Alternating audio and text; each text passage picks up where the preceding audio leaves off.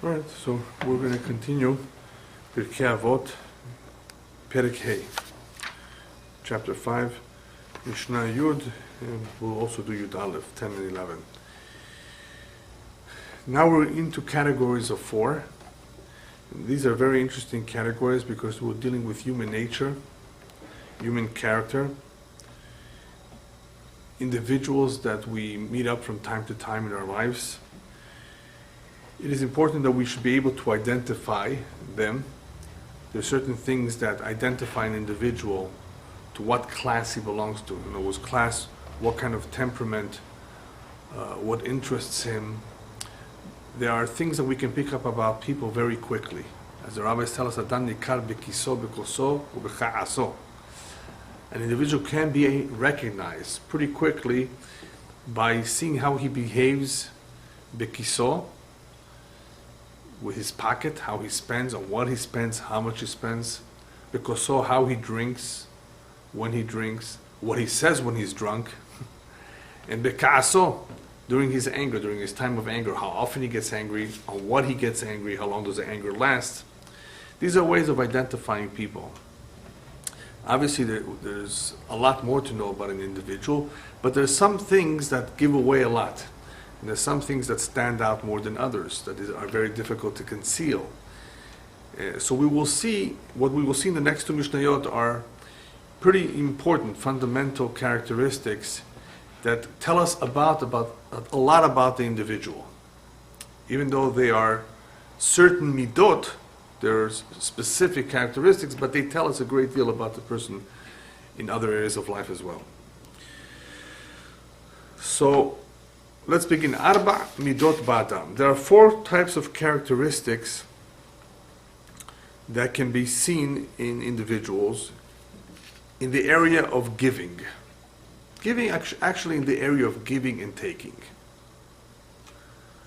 As you know, you may have heard the saying that in this world there are givers and takers. So here, in the act of giving and taking, a lot can be seen. 4 different types of attitudes. When it says 4, it means that these are the basic ones. I mean, obviously some people are more of this, less of that perhaps, but generally, this is what you will find. האומר שלי שלי, שלך שלך, זו מידה בינונית. What we're going to see now is individuals who sometimes care more about their property and are not willing to share. But even though they're not willing to share, they're not necessarily going to ask you for favors either. Okay? There will be individuals who will want to share. You share with them, they share with you. And there are individuals who are very giving and don't want anything in return. And then there are all those who are very nasty, let's call them. They don't want to share, they want everything that you have for themselves too. All these types exist in all cultures throughout our history. Nothing has changed. You will always see these people in society. But before we get into the details, we have to remember what the Rambam says. The Rambam says that when it comes to character, behavior, there are different types. So adopt for yourself always the midah benonit. Because there are all kinds of characteristics, all kinds of behaviors, just remember that extremes are no good. Here, for example, we're not talking about tzedakah necessarily. We're talking about itnahagut klalit, general behavior in various aspects of life. Best way is midah benonit. Be normal. Don't go to any extreme, for the most part.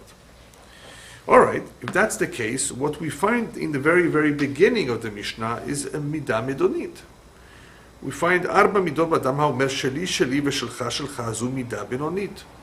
If one says, listen, whatever is mine, my property is mine. I don't like to share it. My house is not open for guests. I don't lend things. I don't lend money. I don't lend my possessions. Sheli sheli. V'shelcha shelcha. And whatever is yours, I won't bother you either. You may have heard there's a motto, a slogan in Israel, Ten lichyot. Let me live. It is a way of saying, don't get involved in my life, don't tell me what to do, and I won't tell you what to do either. So these individuals don't hurt anybody. They actually respect your privacy and your property. On the other hand, they don't want that their lives should be exposed, that their privacy should be exposed, that they should, be used in any way by others either. So why is this called midah benonit? Because it portrays, to an extent, an individual who doesn't really want to benefit from others, which is good. When it says midah benonit, it doesn't say bad, it doesn't say excellent, it means there's something okay about it. What's so okay about it? Well, at least he does not want to benefit from others. He's not going to bother others. He's not going to infringe on others. He will respect others. Right? So that is why, it's not so bad. It's not a bad midah. Just that he doesn't want to be bothered either. Okay. Live and let live, as they say. What's interesting, however, about it is the next line. V'yesh omrim zu midat sdom. Wow. This opinion is pretty much the opposite. It says this midah is the midah of Sdom. This is the character of the people of Sdom v'Amorah. That's terrible. Well, how could someone say this is a midah menodin and then the other one say this is midah Sdom? The reason for that is because as much as this midah is in some way or to a certain degree acceptable, the person doesn't have to ask people to help him. We will see the benefits of that later.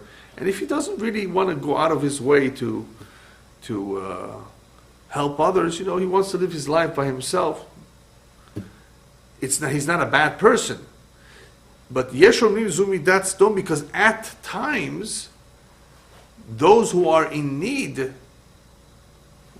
what are we here for? To help those who are in need. In other words, what's going to happen with the poor? Who's going to take care of them?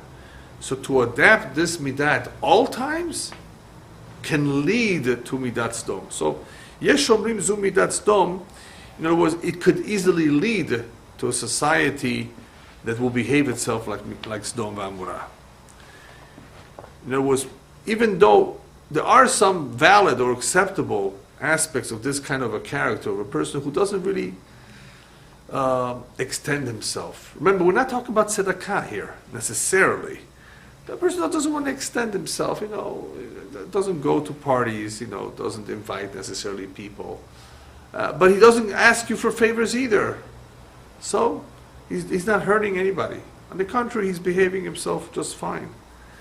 Yes, the problem is that one aspect of it is no good, and that is that at times when we're dealing with people who are in need, not those who are not in need, but those who are in need, then you have to help them. So you can't just lock yourself up completely.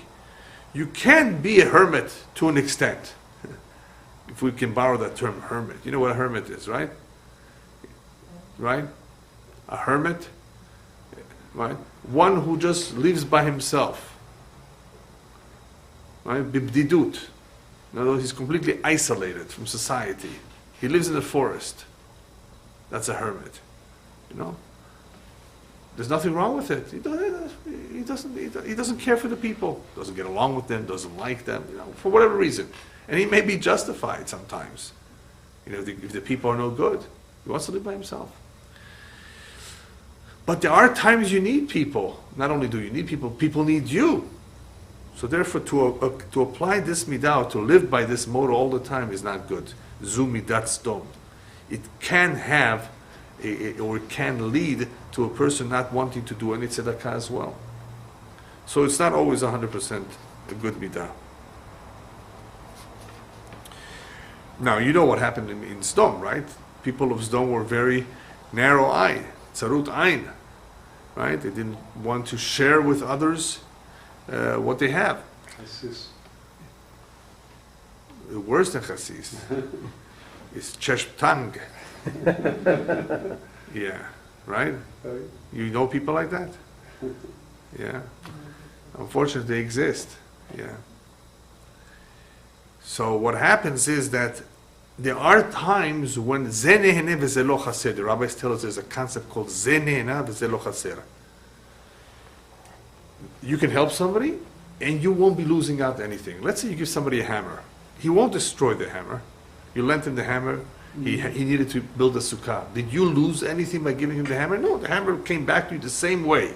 And he gained. So he gained, and you didn't lose. When a person gives money, he feels he loses. Okay. But there are situations of this one gains and this one didn't lose. You didn't lose anything. So why not give it him? Right? What happens if you let's say you have a phone plan on your cell that is free, incoming, outgoing, unlimited as they call it. Not free because you pay for it, but unlimited. And somebody asks you, you're not using the phone, you're at the airport, oh, by the way, can I make a quick phone call? Right? Would you lend it to him? Why not? What's the problem? I mean, he's not going to break it, unless you suspect he's going to run away with it, perhaps. Okay, yeah. But assuming everything looks okay, why not? You have nothing to lose. I once tried it at the Las Vegas airport. I just didn't have my phone. I don't remember what was the case, and I was there the first time, and I didn't know where to go. It was confusing. Somebody was supposed to pick me up, and we didn't make up where to meet. It wasn't clear, and he didn't come, and I didn't know if I was standing in the right place. So I asked the guy, can you lend me your phone? He says, no, my girlfriend is supposed to be calling me any minute, and he's all excited about his girlfriend.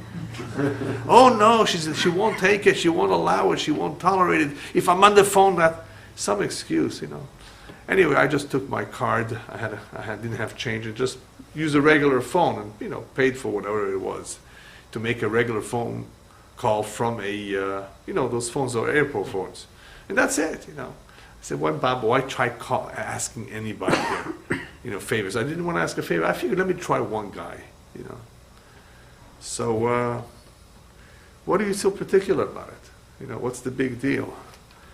Zenehna, he's going to gain, and you don't really lose, So it shows, it really shows, if people are eager, or if they're not eager, they're okay about it, go ahead and use it. You see? So you can see a lot about people from all kinds of small little details. So we have the first individual was a midah benonit, right? Mine is mine. Yours is yours. What about the next one? Sheli shelcha v'shelcha sheli. What's mine is yours. That's very nice of you. But what is yours is mine too. I call this one, number 2, communism. Because that's what communism is. You share. Nothing belongs to anyone. Everybody's property and possessions belongs to the state, belongs to everybody. Nobody has any of his own. Here the Mishnah calls it Am Haaretz. One who says that or lives by this is an Am Haaretz. What's an Am Haaretz? An Am Haaretz is a plain ignorant person, not a very educated, not a very sophisticated person. It doesn't say Rasha. It doesn't say this is bad. It says this is an Am Haaretz. So we need to understand why the Mishnah calls this an Am Haaretz. This is very interesting. If you ever wonder what the Torah, what kind of an economic system the Torah believes in, the Torah does not believe in communism.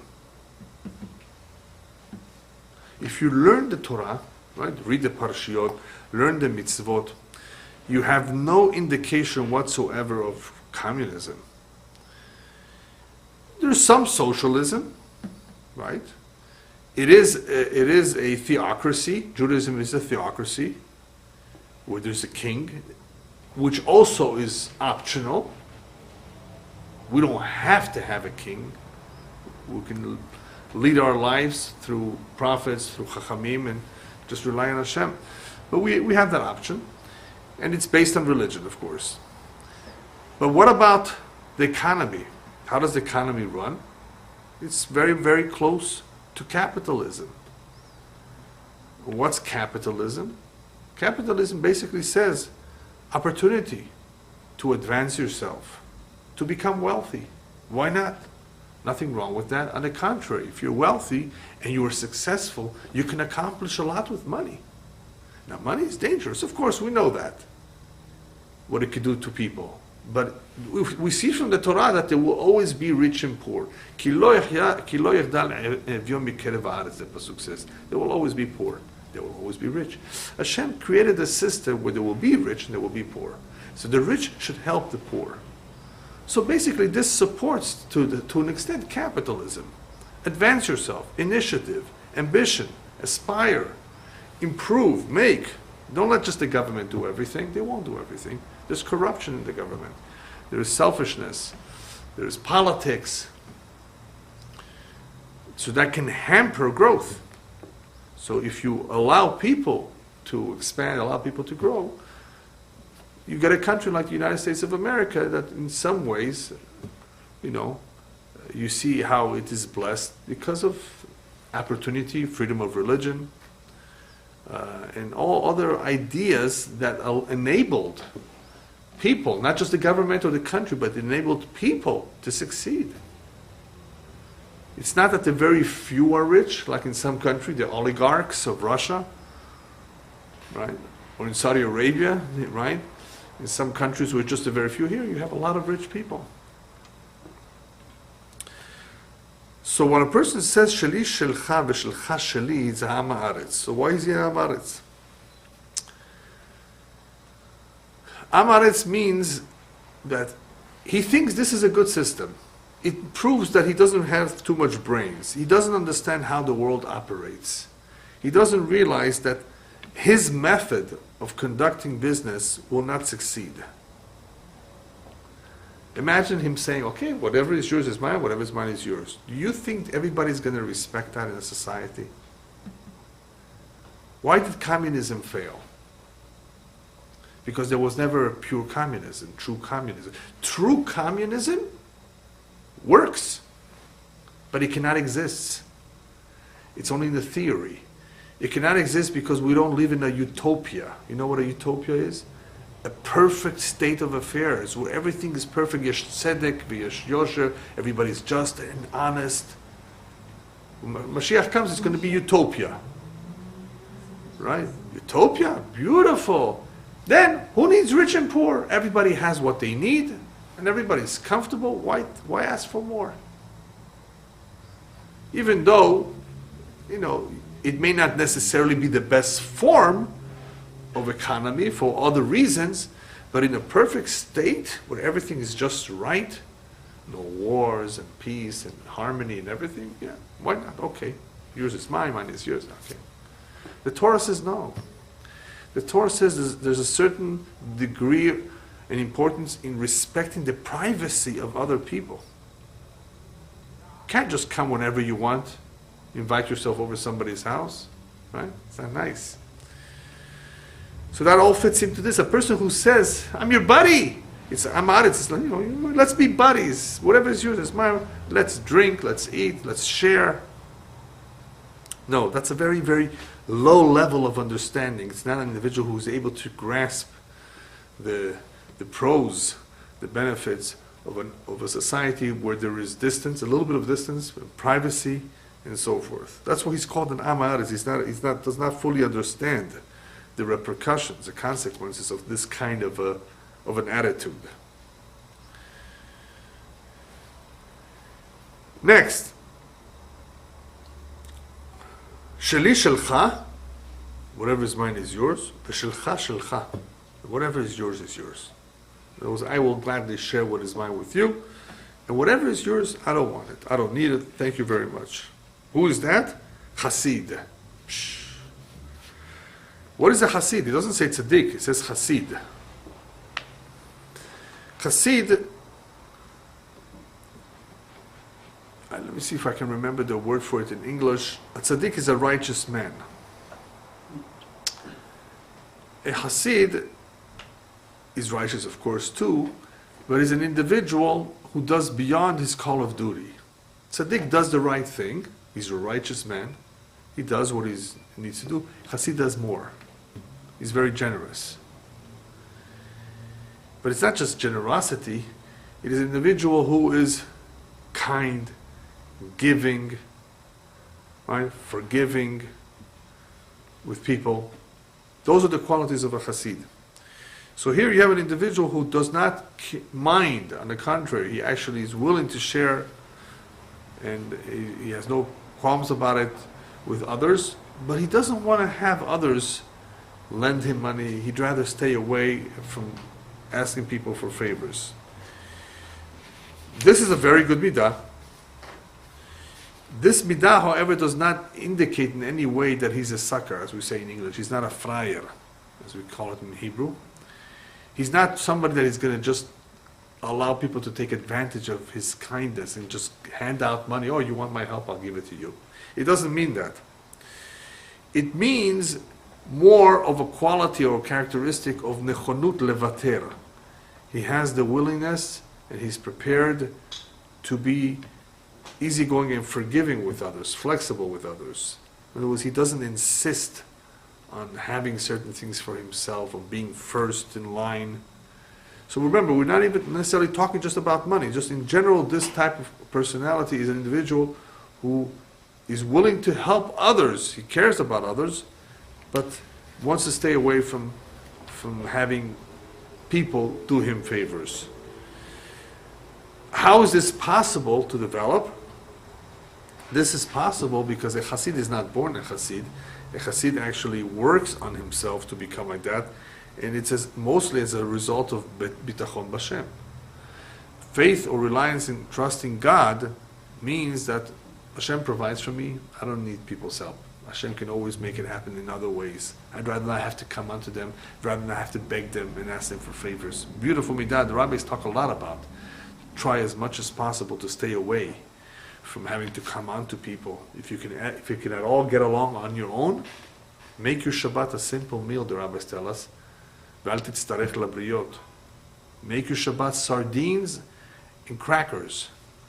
Right? Simple meal. If that's what you need to do, but don't ask people for favors. If you have nothing, then you have no choice. Then you don't want, especially if you have kids, you don't want them to suffer. Then you have to ask for a loan, and don't worry about the loan. Hashem will pay you back, because you're beautifying, you're honoring the Shabbat. You will always have ways to afford that. But if you can get by, even though it's a little, okay, aseh Shabbat chochol, make your Shabbat a weekday meal, a snack, not a big meal, not a fancy meal, but don't come on to people. So we see from various examples in the Chazal, the rabbis tell us, stay away if you can from asking people for it, because it's not such a good thing to get used to. Chassid, therefore, has the required outlook. His outlook is, I trust in Hashem. I don't need gifts. I don't need their help.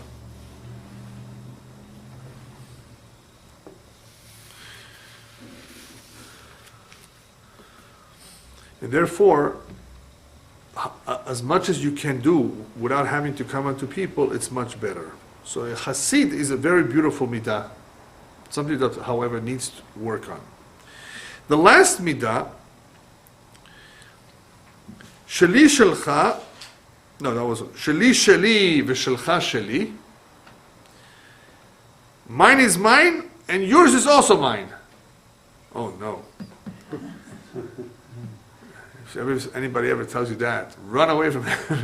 Sheli, sheli, v'shelcha sheli. Wow.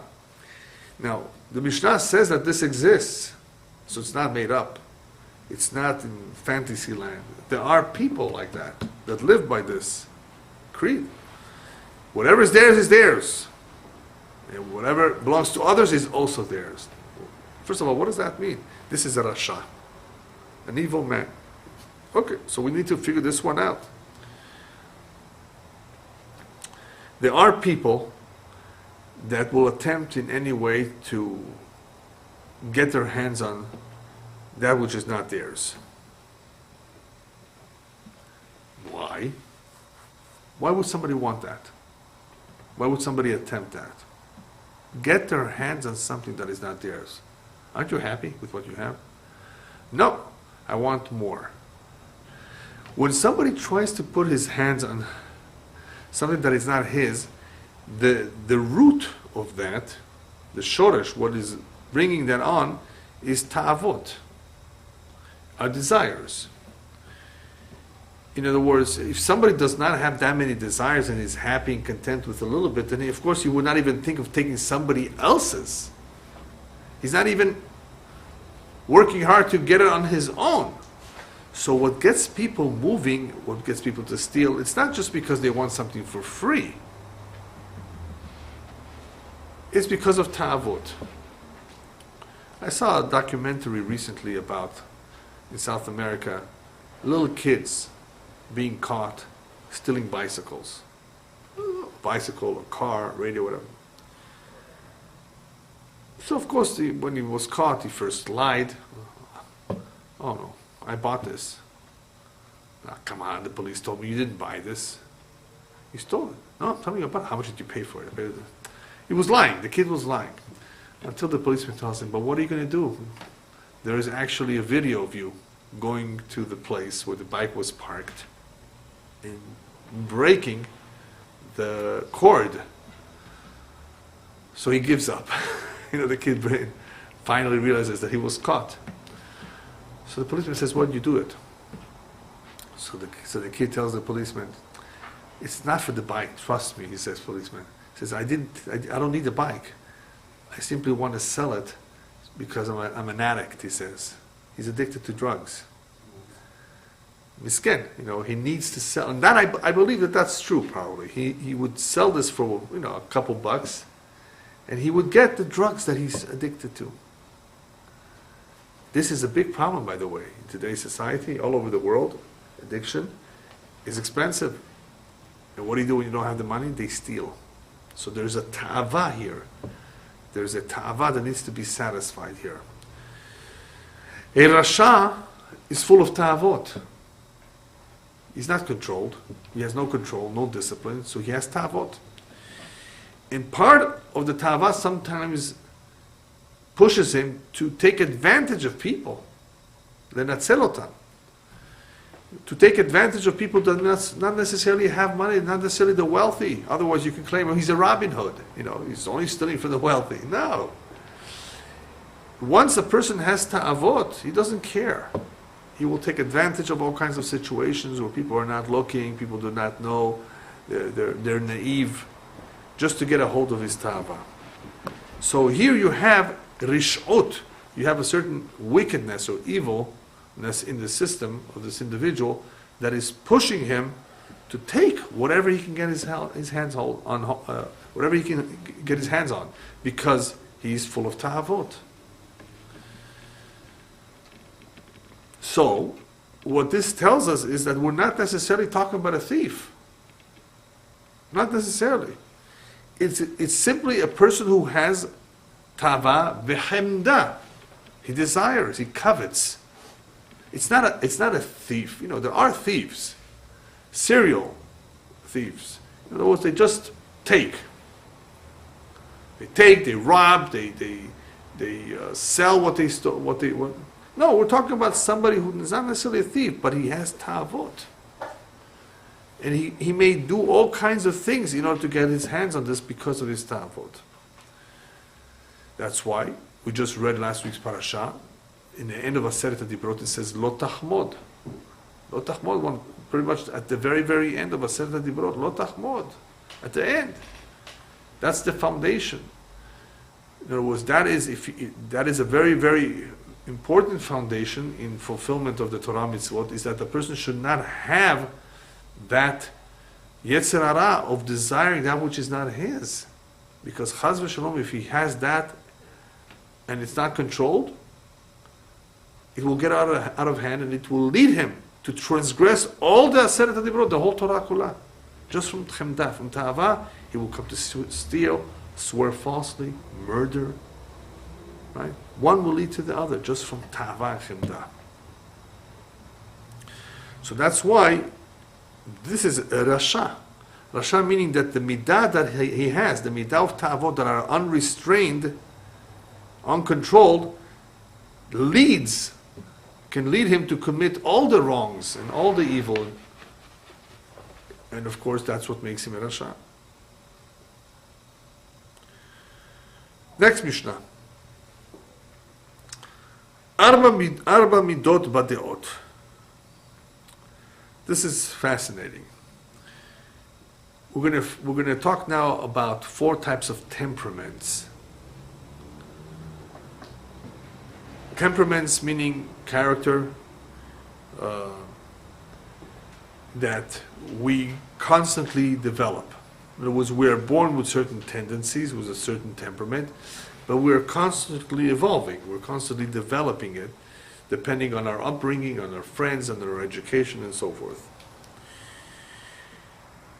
So even though we may be discussing some difficult ones in this Mishnah, we have to keep in mind that all of these can be improved. Even and the same is true with the previous Mishnah. I mean, you can always aim to be a Hasid. Here with Midot, never think I'm born like that and that's the way I am and that's just me. And that's him. No. Arba Midot Badeot, but you can definitely work on a certain midah and improve on it, refine the character. And that is why it's important to know what they are and to see if any one of these applies to us, because if it does and it's not one of those good midot, then seek some help in trying to help yourself with it.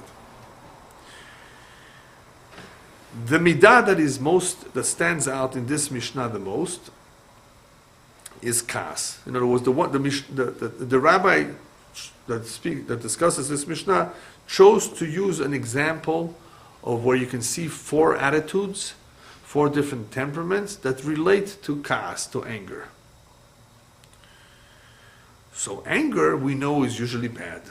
It's a bad temperament, except for on a few occasions where you have to show that you're angry, not necessarily be angry or get angry, but show that you're angry. But other than that, in general, kas is looked down at. It's the rabbis speak a lot about the dangers of it, how bad it is, how Hashem stays away from this individual, and so forth. And because kas is a very, very difficult midah to correct, they asked Rabbi Yisrael Salante, Zecher Tzadik Livracha, who lived over 120 years ago, what to do to eliminate it. Well, since it's such a terrible midah, what do you recommend that we do if somebody does have it, that he should be able to control it or get rid of it, he said. So the rabbi answered, one of the best cures for it, is to develop a counter midah to that. And what is that? Kindness and generosity. If a person is generous and kind to others, he will eliminate or neutralize completely his kas. It says, if anybody has kas, and he can develop in himself this countermeasure, it will tip the balance actually. It will not just balance it, but actually tip or neutralize the kas. The midah for doing that will be midat ha'atava, he says. Be generous, be kind, be giving. Acquire the midah of giving, and in this way you will neutralize or tip the scales in favor of being a better person and not an angry person.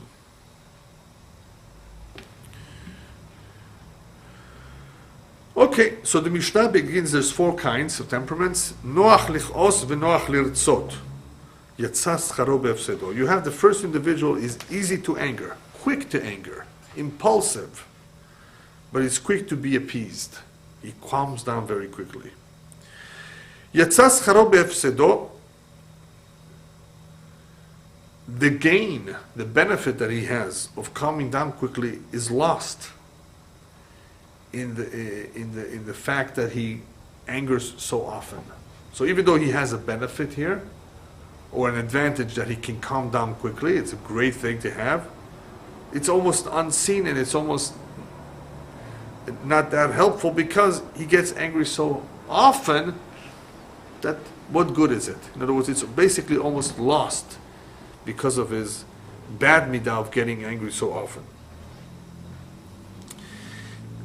So I saw a nice commentary that says like this: Noach lichos v'noach lirtzot. You have here the word Noach twice. And it was easy to anger, but easy to appease.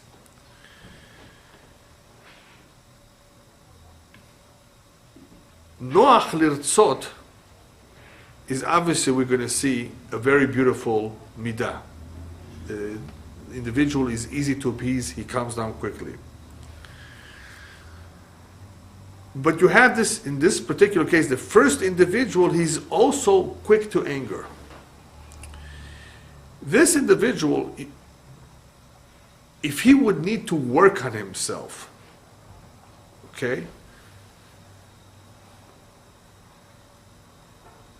he would have a hard time. He's very quick to anger. And we're going to talk a little bit about what he can do about it. But he's going to have a very hard time because it's always coming to him.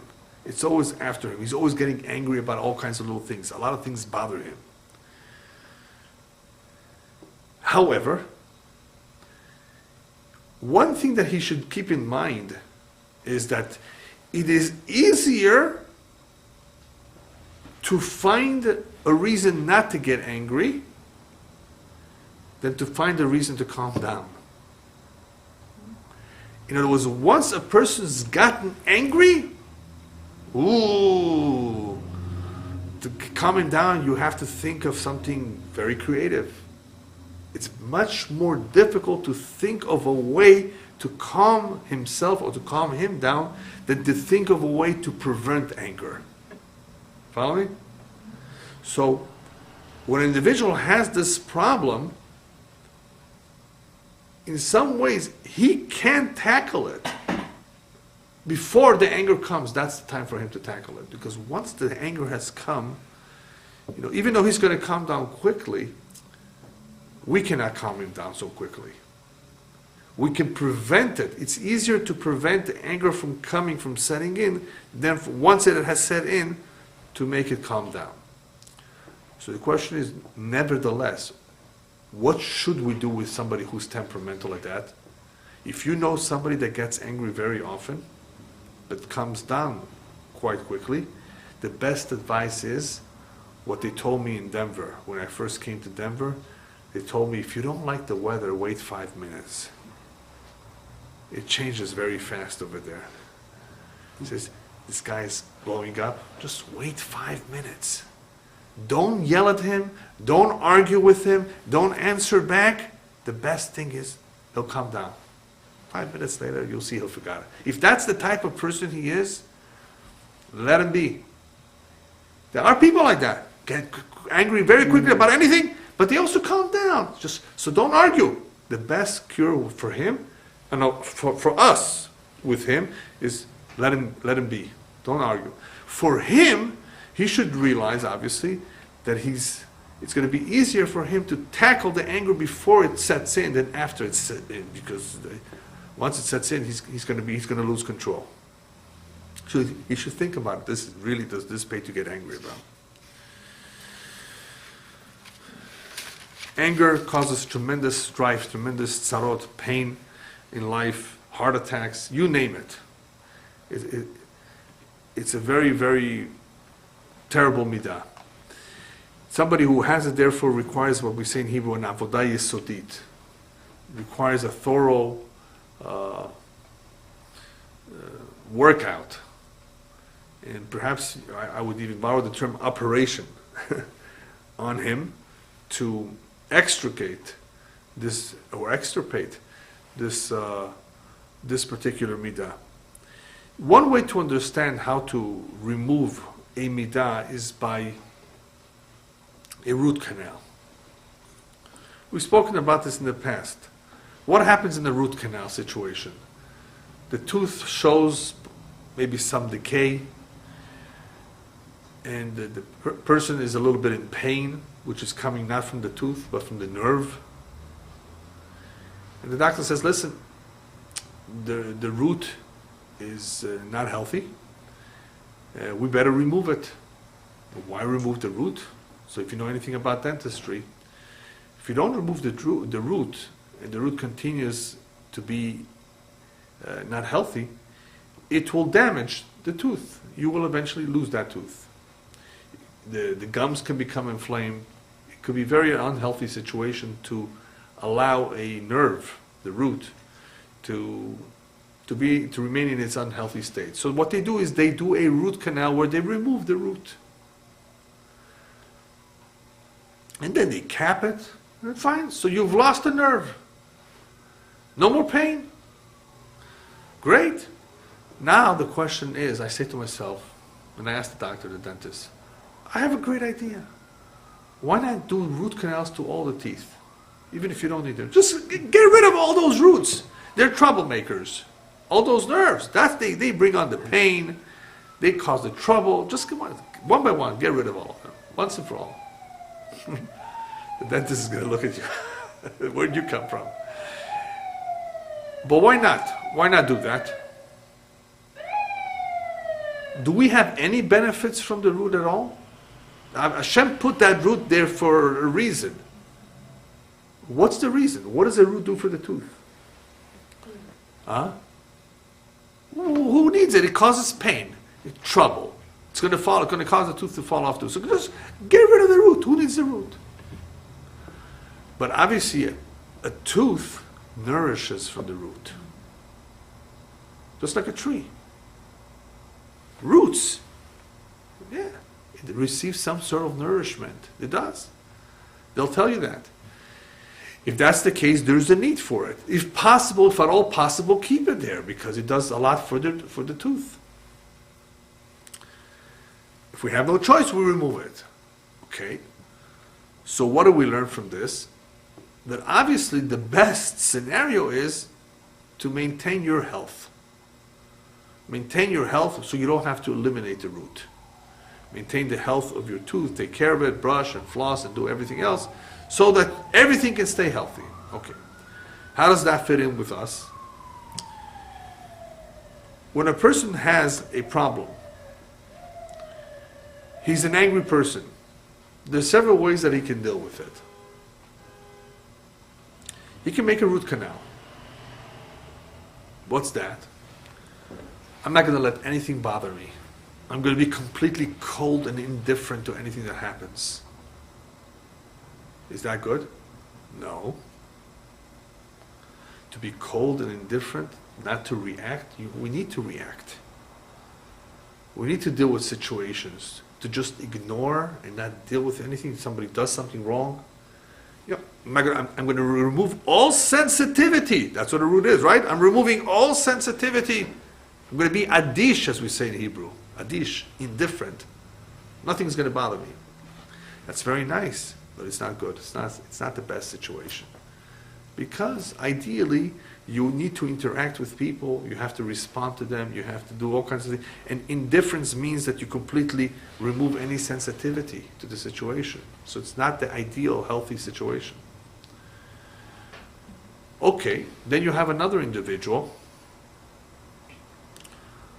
who is not going to do a root canal. He's just going to live with it. He won't tell anybody about it. Won't go to the dentist.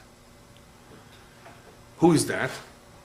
He's an angry person, but he learned anger is terrible, so he keeps it inside. He doesn't yell back, doesn't show his anger, and he's morose, brooding. You know what that means, you know?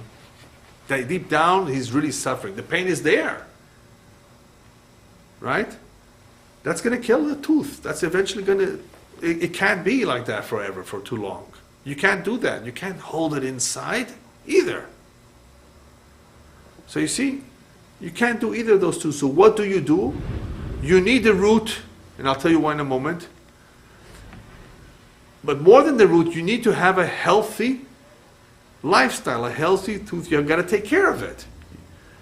You got to deal with it. You got to deal with the issue. So how do you deal with it? You go to anger management classes. You don't just say, no, I'm eliminating it, I'm destroying that nerve, I'm going to be made out of steel. Nothing will move me, nothing will hurt me. No, you can't do that. That's no good. Oh, I'm going to keep quiet, I'm going to hold it in, you're going to explode. At some point, how much can you contain? You got to deal with it. There's an issue there, you got to deal with it. You got to be healthy. When a person takes care of his health, meaning he's going to have a healthy outlook. When we're talking about midot, you want to have a healthy outlook. To have a healthy outlook, we need to learn Torah. How does the Torah tell you to look at this? The Torah says when somebody insults you or spits in your face, it was meant to be. Oh, really? Yeah. No use getting back at him. No use getting angry at him. No use punching him in the face. They sent you something from above. Somebody in the street doesn't know you from anywhere and shoves you. Why is he picking on me? Mishamai. You see, this attitude can only come when somebody has bitachon b'Hashem, learns Torah, and understands a little bit more about life than the average person. He understands that everything is b'hashgacha, everything is from above. That helps somebody control himself. Well, why get angry about havalim? You're going to get angry about silly things? Before you know it, you have to leave this world. So why get angry? Why be upset that you couldn't get the latest car? That you just came out of the dealer with a 2014, if they have them already, Lamborghini. 2014. They must have it already by now, no? Anyway, as soon as you get out of the dealer, somebody gave you a scratch. But you have insurance, don't worry about it. And even if you don't have insurance, gamzu latova kapara. Not everybody reacts like that, but that's what's necessary to deal with anger. Is deal with it in a healthy way. Getting back to the roots. We need the roots of the teeth. We need the roots of anger in ourselves too. Wow, we need the roots of anger? Yes. We all have roots for anger. Because anger, and just like any other midah, needs to be used at certain times. We have to be upset at Reshaim, at the wicked. We have to show our kids that we're upset, to show. Not to be upset, because you know. So there is a time for it. Very rarely. But there's a need for it. Besides that, all these midot that we have, all these shorashim, the roots that we have from all the midot, are not necessarily meant to evolve in becoming angry, an angry tooth, in other words. The roots are there because just like the tooth nourishes from the root, the human body, the human soul, nourishes from all the roots that are inside. It makes us grow in life. We face challenges in life.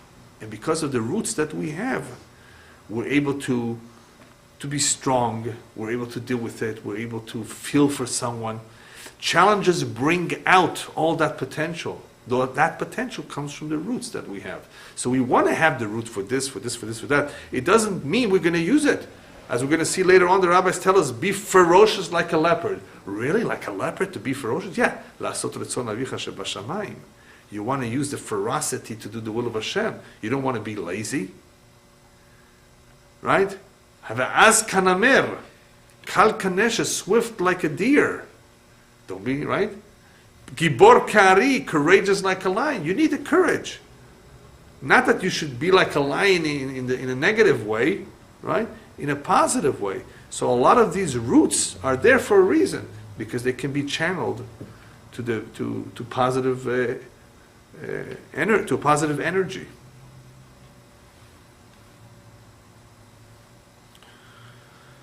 So therefore, a positive attitude in life comes from a healthy state of being. Just like a healthy tooth is as a result of, preserving the health in the mouth and eating right. So a positive attitude, a positive outlook on life comes from clean roots, which comes about through, of course, preserving the health of the roots, working on the midot, refining them, keeping them under check, under control. All right, so we saw the first one, who is quick to anger and quick to subside or to be appeased. He loses out because he gets angry often. That he who is slow to anger but slow to appease. Oh wow, once he gets angry, for the next 20 years he's going to remember it.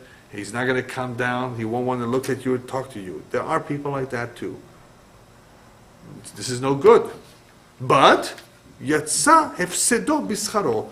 The disadvantage that he has, that he's very difficult to calm down, is neutralized or canceled out with the sachar, with the benefit that he has, that at least it's only once in a blue moon that he gets angry. Once in a while. Okay, Baruch Hashem. Which of the first two is worse? The one that's quick to anger but quick to appease? Or the one that's slow to anger but very, very slow to appease? The majority, I think, of commentators agree that the second one is a little bit better. Because the first one is always getting angry. Always getting angry. So always getting angry is a terrible midah. The second one, of course, he has a terrible midah that he's slow to appease. He's so stubborn. But at least he's slow to anger. It won't happen that often. To get angry very often is a terrible thing. A lot of damage is caused from a person who's getting constantly angry. Much more than the second one who gets angry once in a while, but then he's very slow to anger. Very slow to appease. How do you deal with this guy who's slow to appease? It doesn't say impossible to appease. It says kasher.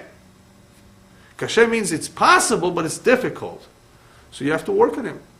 You have to be creative. You have to find somehow a way to soften him. But you should know it's not impossible. Now the reason, I saw somebody explain the reason why it says lirtzot instead of lehitratzot. It should have, the Hebrew should have been lehitratzot, to become appeased. Here it says to appease, which means that one should never wait that he should become appeased from others speaking to him and calming him down. A person should be hopefully smart enough to realize that anger is not a good thing and he should appease himself. That's what it says, noach lirtzot. Litratzot means to become appeased by others doing something to you, speaking to you. No, don't wait for others to talk to you. Between husband and wife, sometimes this can happen. There could be issues. Don't wait for her to say, I'm sorry. Don't wait for her to explain. Try to calm down. Try to appease yourself. That is the right midah.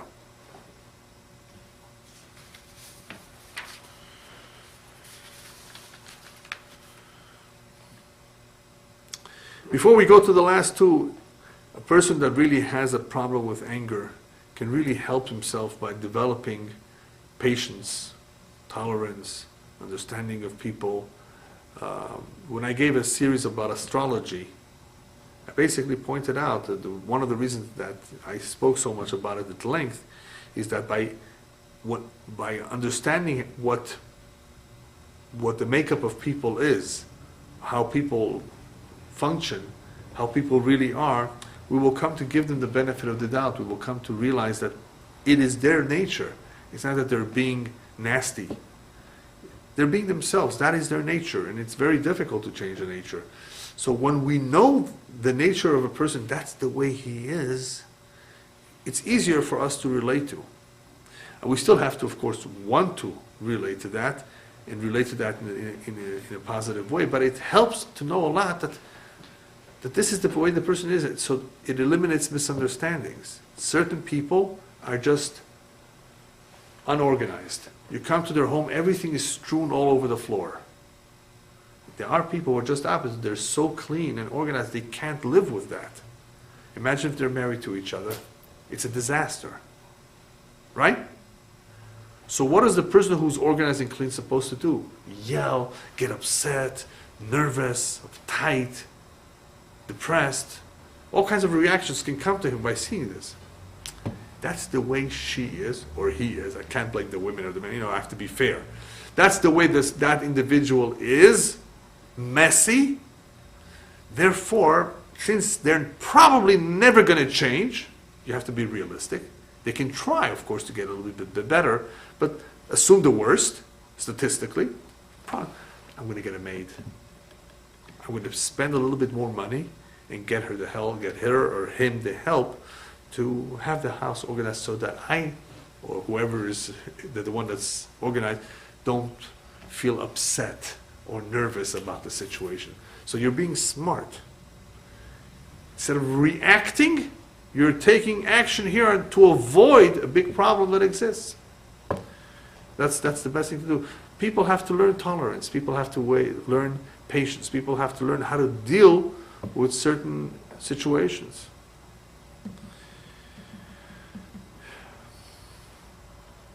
Last two. Shelcha, no, we said that. Kasher lichos v'noach lirtzot chasid. slow to anger but quick to appease is a chassid. We saw the word chassid before. This is the good man. This is the man that doesn't get angry just about anything. He's slow to anger. He's a chassid, however. Why is he a chassid? Because he worked on this. He's not born like that. Chassid, nobody's born a chassid. You become one. So he has adapted certain midot, certain behaviors. He has disciplined himself and he has become chassid. So this tells us that a person can become a chassid. It doesn't have to be, doesn't have to remain with his deficiencies all his life.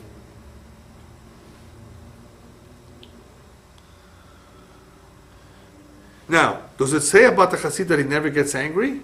No. It just says kasher lichos. Look, even on the chassid, it doesn't say he never gets angry. Somebody who never gets angry is an angel. He's not even a chassid. He doesn't belong in this world. Right? So that does not exist. It doesn't say he never gets angry, a chassid. No, a chassid can get angry for the right reasons, and very rarely. Kasher lichos, it says. He tries to avoid it. He doesn't really rush to get angry and upset at every little thing that bothers him. What are you going to be bothered by? He's a chassid. And the last one, noach lichos v'kasher lirtzot rasha. He's easy to anger and hard to appease. He has all the extremes. Quick to anger, hard to appease. He's a rasha. Again, we're dealing with an individual whose whole composition is a rasha. What does that mean? That he's all rasha. He's a rasha. He's being called a rasha, even though in some other area maybe he's not a rasha. How could you call him a rasha? Just for this alone? Yes. When a person is like this, noach lichos v'kasher lirtzot, he's basically has no control over himself. That's what it means. When a person has no control over himself, no control, means that he's capable of doing almost anything wrong. That's why he's a rasha. That midah, that tchuna, that characteristic, it's not the individual's, it's deot, it's temperament, it's characteristics. This kind of a personality, this kind of a temperament is a temperament that belongs to a rasha. It is indicative that he has no control, no discipline. He's quick to anger, doesn't subside, he's not easily appeased. That's the kind of individual who's self-centered, who's into himself, is not interested in what you tell him. That's why this characteristic is called the characteristic of Rasha. A Rasha usually is very into himself.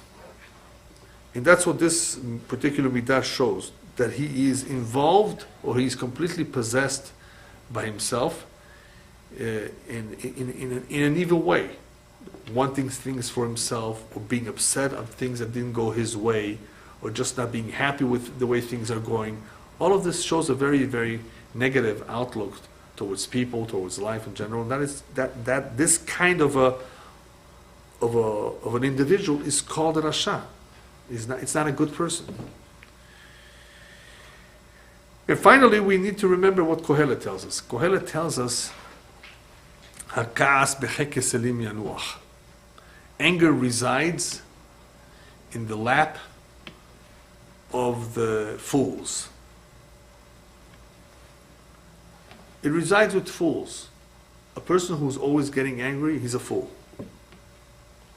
Why is that?